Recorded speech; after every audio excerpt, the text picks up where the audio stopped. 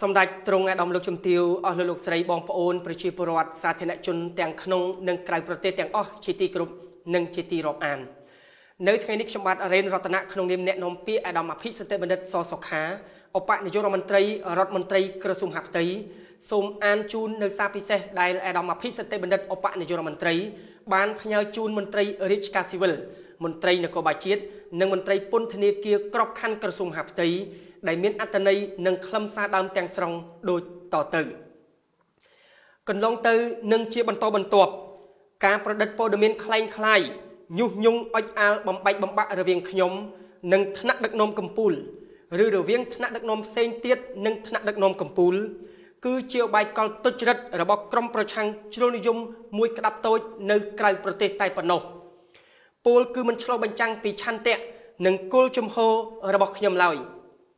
ខ្ញុំសូមបញ្ជាក់ម្ដងហើយម្ដងទៀតថាក្នុងក្របខ័ណ្ឌរាជរដ្ឋាភិបាលខ្ញុំគ្រប់នឹងអនុវត្តតាមអគ្គមគ្គុទ្ទេសក៍ដឹកនាំរបស់សម្ដេចមហាបវរធិបតីហ៊ុនម៉ាណែតនាយករដ្ឋមន្ត្រីនៃព្រះរាជាណាចក្រកម្ពុជាដោយឥតងាករេក្នុងក្របខ័ណ្ឌគណៈបកខ្ញុំគ្រប់អនុវត្តតាមសេចក្តីសម្រេចរបស់គណៈអចិន្ត្រៃយ៍និងតាមអគ្គមគ្គុទ្ទេសក៍ដឹកនាំរបស់សម្ដេចអគ្គមហាសេនាបតីតេជោហ៊ុនសែនជាប្រធានគណៈបកប្រជាជនកម្ពុជាដោយឥតងាករេក្នុងន័យនេះរាល់ប្រធានបទនយោបាយរបស់ក្រមប្រឆាំងជ្រុលនិយមនៅក្រៅប្រទេសខ្ញុំសូមមន្ត្រីរាជការស៊ីវិលកងកម្លាំងនគរបាលជាតិមន្ត្រីពន្ធនាគារក្របខ័ណ្ឌក្រសួងមហាផ្ទៃទាំងថ្នាក់ជាតិនិងថ្នាក់ក្រោមជាតិកុំចាប់អារម្មណ៍កុំយកចិត្តទុកដាក់កុំលង់ជឿតាមអន្ទាក់នយោបាយទាញទម្លាក់កម្ពុជាចូលទៅក្នុងអន្លង់នៃសង្គ្រាមស៊ីវិលជាថ្មីទៀតសូមរួមគ្នាប្រឆាំងរាល់ព័ត៌មានคล้ายคล้ายបន្តស្មារតីសាមគ្គីភាព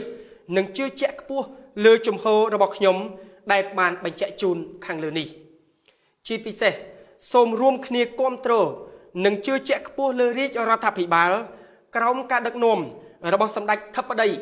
ដើម្បីអភិវឌ្ឍជាតិឲ្យសម្រេចបានជោគជ័យដោយដែលរាជរដ្ឋាភិបាលបានសម្រេចក្នុងរយៈពេល1ឆ្នាំជាសមិទ្ធផលលេចធ្លោជូនជាតិនិងប្រជាជនជាបន្តបន្ទាប់មនុញ្ញផលដែលបាននឹងកំពុងកើតមានឡើងនេះគឺជាបច្ច័យនៃកម្លាំងសាមគ្គីភាពដ៏រឹងមាំរបស់ថ្នាក់ដឹកនាំនិងមន្ត្រីរាជការគ្រប់ឋានានុក្រមរបស់រាជរដ្ឋាភិបាលដែលក្នុងនោះក៏មានថ្នាក់ដឹកនាំមន្ត្រីរាជការស៊ីវិលមន្ត្រីនគរបាលជាតិនិងមន្ត្រីពន្ធនាគារនៃក្រសួងមហាផ្ទៃផងដែរខ្ញុំមានសេចក្តីសង្ឃឹមជឿជាក់យ៉ាងមុតមមថាមន្ត្រីរាជការស៊ីវិល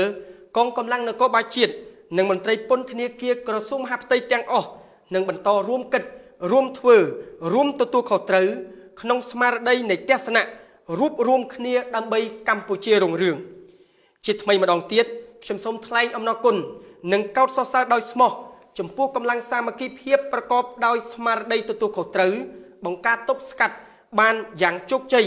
ចលនាប៉ុនប៉ងផ្ដួលរំលំរាជរដ្ឋាភិបាលស្របច្បាប់កាលពីថ្ងៃទី18ខែសីហាឆ្នាំ2024កន្លងទៅនេះខ្ញុំសូមជូនពរមន្ត្រីរាជការស៊ីវិល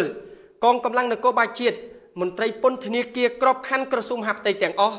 សូមទទួលបានជោគជ័យគ្រប់ភារកិច្ចនិងជួបប្រទះនៅព្រះពុទ្ធពរ4ប្រការគឺអាយុ